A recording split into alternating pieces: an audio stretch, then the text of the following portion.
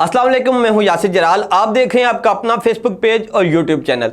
पाकिस्तान में ज़री इनकलाब का एक नया मंसूबा लॉन्च किया गया है जिसके बारे में लोग बहुत कम जानते हैं और शायद जानना भी नहीं चाहते, क्योंकि ये एक बोरिंग टॉपिक है। इसलिए मैंने कोशिश की है कि इसमें ज़्यादा से ज़्यादा इंफॉर्मेशन कम से कम वक्त में आप तक पहुंचाऊं और आपको बताऊं कि किस तरह एग्रीकल्चरल मिलिटराइजेशन होने जा रही है और क्या ये टर्म मैं इस्तेमाल कर रहा हूँ या इससे पहले भी कभी इस्तेमाल हो चुकी है। ये ज़री इनकलाब कैसे आएगा, इसके क्या मकासद हैं और इसको क्यों शुरू किया गया, इसको इन मकासद को कैसे पूरा किया जाएगा, कैसे इन्वेस्टमेंट आएगी, इस इन्वेस्टमेंट से कैसे लोगों की ज़िंदगियाँ बदलेंगी, पाकिस्तान को क्या फ़ायदा होगा, कितनी इन्वेस्टमेंट आएगी और आर्मी चीफ और वज़ीर आज़म ने मिलकर जो ये इनिशिएटिव लिया है इसके पीछे असल वजह क्या है, ये सब कुछ आपकी इस वीडियो में बताऊंगा। और आपको बताऊंगा ये जो कहा जा रहा है कि ये दूसरा बड़ा ज़री इनकलाब होगा, तो इससे पहले ज़री इनकलाब कब आया था और उसके इस मुल्क को क्या फ़ायदे हुए थे, दुनिया में ज़री इनकलाब कब आया था और पाकिस्तान की जीडीपी में पाकिस्तान की ज़राअत कितना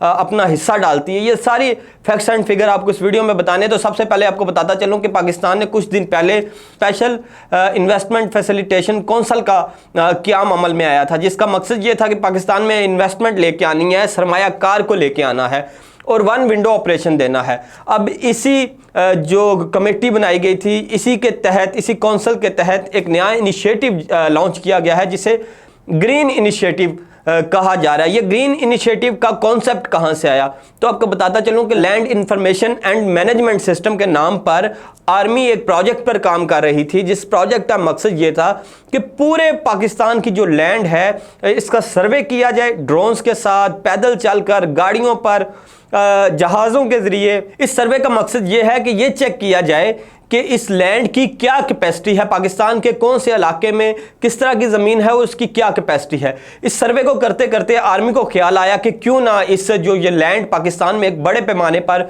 बिल्कुल फ्री पड़ी और किसी तरह से भी मुल्की इकॉनमी में ये अपना हिस्सा नहीं डाली, इसको मुस्बत तौर पे यूटिलाइज़ किया जाए। तो इस मकसद के लिए आर्मी चीफ ने एक प्रपोजल पेश किया जो वज़ीर आज़म है और वज़ीर आज़म ने उसको अप्रूव कर दिया। ये मैं नहीं कह रहा, ये बल्कि कल ही सेमिनार के अंदर जो ग्रीन इनिशिएटिव के नाम से, जिसको फौजी फाउंडेशन और आर्मी के दीगर अदारों ने स्पॉन्सर किया था, उस सेमिनार के अंदर ये बातें आर्मी चीफ और वज़ीर आज़म ने खुद बताई हैं और जहाँ से ये मनसूबा शुरू हुआ। अब इस मनसूबे के जो मकासद हैं, जो इस मंसूबे को लेके गोल्स रखे गए हैं, वो वज़ीर आज़म ने कुछ यूँ बताए कि आइंदा 4 से 5 सालों में पाकिस्तान में 30 से 50 बिलियन डॉलर की इन्वेस्टमेंट आएगी। आपको मैं बताता चलूँ कि जब स्पेशल इन्वेस्टमेंट फैसिलिटेशन काउंसिल कायम हुई तो उस वक्त ये दावा किया गया था कि पाकिस्तान की जो मईशत है वो 2035 तक 1 ट्रिलियन डॉलर की हो जाएगी और पाकिस्तान में कोई गरीब नहीं रहेगा।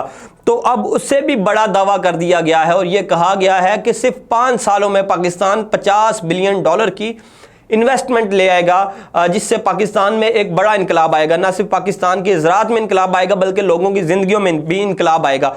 उसके अलावा यह बताया गया आर्मी चीफ की तरफ से कि 3 बिलियन डॉलर की फॉरेन इन्वेस्टमेंट आएगी। जो बैरून ममालिक हैं वो इस ग्रीन इनिशिएटिव प्रोग्राम के अंदर 3 बिलियन डॉलर इन्वेस्ट करेंगे। उसके हवाले से यह भी बताया गया कि $500 मिलियन मतलब कि 500 मिलियन डॉलर इन्वेस्टमेंट करने के लिए तो इस वक्त सऊदी अरब भी तैयार बैठा है और वो ये इन्वेस्टमेंट करने को तैयार। आपको बताता चलूँ कि ये जो कल जो इजलास हुआ इस हवाले से, ग्रीन इनिशिएटिव के हवाले से जो सेमिनार हुआ फौजी फाउंडेशन के अंडर, उस सेमिनार में गल्फ़ ममालिक से, यूरोपीय ममालिक से और चीन ने शिरकत की, इनके सफ़ीरों ने शिरकत की और उन्होंने यकीन दहानियाँ करवाई, जिसमें सऊदी अरब ने कहा कि वो 500 मिलियन डॉलर की इन्वेस्टमेंट करेगा पाकिस्तान के एग्रीकल्चर डिपार्टमेंट के अंदर। अच्छा, अब इसको सेकेंड कल्चरल रेवोल्यूशन कहा जा रहा है, तो ये सेकंड कैसे है? 1960 की दहाई में पाकिस्तान में पहला ज़री इनकलाब आया था जो कि जनरल अयूब का दौर था। इस दौर में पाकिस्तान ने जदीद किस्म के बीज मंगवाए थे और वो किसानों को दिए थे और किसानों से उन बीजों को लगाकर अपनी पैदावार को डबल कर लिया था, जिससे किसानों की ज़िंदगियों में एक इनकलाब आया था। बल्कि पाकिस्तान की जो ज़री पैदावार है वो बढ़ने से पाकिस्तान की मईशत को भी सहारा मिला था। ये 30 से 35 साल तक जो ये इनकलाब, ये जो इनिशिएटिव था, इससे 30 से 35 साल तक लोगों को फ़ायदा होता रहा। लेकिन पिछले कुछ सालों से हमारी गंदम भी कम पड़ जाती है, हमारा चावल भी कम पड़ जाता है, चीनी भी कम पड़ जाती है और हमें बाहर से ये चीज़ें मंगवानी पड़ती हैं। तो मतलब कि अब पाकिस्तान की ज़मीन उतनी फसल नहीं उगा रही जितनी हमें ज़रूरत है, बल्कि पहले तो हमारी ज़रूरत से ज़्यादा फसलें उगती थी, लेकिन अब वो फसलें हमारी ज़रूरत से भी कम हो गई हैं। तो इस तरह की इनिशिएटिव की ज़रूरत थी। पाकिस्तान में ये ज़री इनकलाब 1960 में फ़ौजी दौरे हुकूमत में आया था, और अब ये दूसरा ज़री इनकलाब आने जा रहा है जिसकी निगरानी एक बार फिर से फ़ौज कर रही है। और वज़ीर आज़म ने बाखुशी इस सारे इनिशिएटिव को फ़ौज के हवाले किया है कि फ़ौज ये सब काम करे। अब फ़ौज क्या करेगी? कहा यह जा रहा है कि 44 लाख एकड़ पाकिस्तान की ज़मीन है जिसको इस मकसद के लिए इस्तेमाल किया जाएगा। इसमें से 13 लाख एकड़ पंजाब से ली जाएगी। अच्छा, इस हवाले से एक और ख़बर है, वो आगे चल के आपको बताऊँगा। ये बकाया जो सूबे हैं उनकी तादाद बताने के बाद सिंध से 13 लाख एकड़, KPK से 11 लाख एकड़ और बलूचिस्तान से 7 लाख एकड़ ज़मीन ली जाएगी। और इस सारी ज़मीन को 44 लाख एकड़ ज़मीन को किसानों में तकसीम किया जाएगा, जिसमें से 95% जो फार्मर हैं वो स्मॉल लेवल के होंगे। और इसके लिए 40 लाख किसानों का डेटा खुद आर्मी ने इकट्ठा कर लिया है। और इस मकसद के लिए 3700 एग्रीकल्चर डिपार्टमेंट के एम्प्लॉयज़ ने काम किया और उन्होंने 40 लाख किसानों का डेटा इकट्ठा किया है, जिनको ये ज़मीन लीज़ पर डिस्ट्रीब्यूट की जाएगी ताकि वो उस पर जदीद फार्मिंग से जो फसलें उगा सकें जिससे मुल्क को फ़ायदा हो। अब इसके अलावा ये ज़मीनें ठेके पर दी जाएंगी दूसरे ममालिक को भी, और दूसरे ममालिक इसमें जदीद तरीके से फार्मिंग करके इसकी पैदावार को बढ़ाएंगे, जिससे ना सिर्फ पाकिस्तान को फ़ायदा होगा बल्कि उन ममालिक को भी फ़ायदा होगा।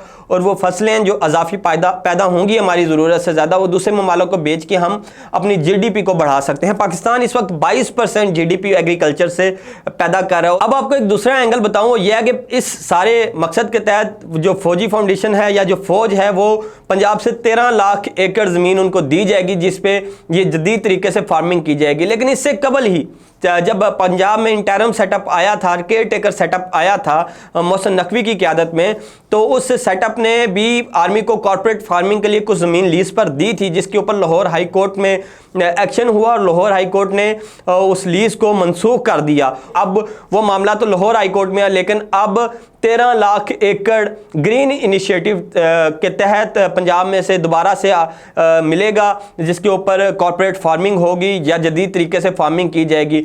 अब इस सारे मामले को लेकर ये दावा किया जा रहा है कि ज़राअत के सेक्टर में इस तरह से रिफॉर्म्स लाकर एक बड़े पैमाने पर अपने एक बड़ा इनकलाब लाया जाएगा, किसानों को फ़ायदा दिया जाएगा और पाकिस्तान की मईशत एक बार फिर से संभलेगी। लेकिन आपको ये बताता चलूँ कि ऐसा सिर्फ पाकिस्तान में नहीं हो रहा, इंडोनेशिया के अंदर भी, और कोल्ड वार जब रशिया से चल रही थी USA की, तो उस दौरान भी जो एग्रीकल्चर मिलिट्राइजेशन है ये हुई थी, जिसने उन मुल्कों को काफ़ी फ़ायदा दिया था। और इस पे काफ़ी तनकीद भी आ रही है कि ये इक़दाम हुकूमत को करना चाहिए था। लेकिन यह है कि ये तासुर भी है कि अगर आर्मी एक वेल ऑर्गेनाइज्ड इंस्टीट्यूट है, एक अदारा है, और अगर उसके तहत ये प्रोग्राम चलेगा जिस तरह से लिम्स चल रहा है, land information and management system का जो प्रोग्राम वो डेवलप जिस पे वो काम कर रहे हैं, तो उसके साथ इसको जोड़कर ज़्यादा फ़ायदा उठाया जा सकेगा। ये थी आज की वीडियो में मौजूद फैक्ट्स एंड फिगर आपको अच्छे लगे तो मज़ीद इस तरह की वीडियोस के लिए मेरे चैनल को सब्सक्राइब कीजिए। यूट्यूब पर देख रहे हैं, अगर फेसबुक पर देख रहे हैं लाइक और फॉलो कीजिए। मुझे इजाज़त दीजिए। अल्लाह हाफिज़।